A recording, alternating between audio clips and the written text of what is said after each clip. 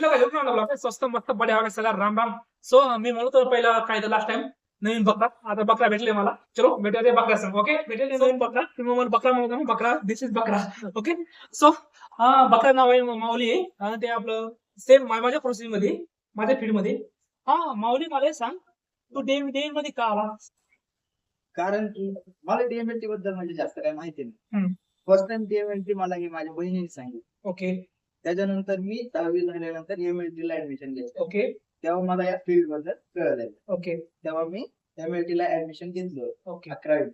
Okay माऊली मला सांग, यामध्ये सॅलरी किती असते आणि खरं प्रॉफिट बिझनेस आहे का? आपण स्वतः ओपन केलं हे केलं? प्रॉफिट तर आहे, पण जर म्हणजे बिझनेस माइंडने जर केलं तर प्रॉफिट आहे.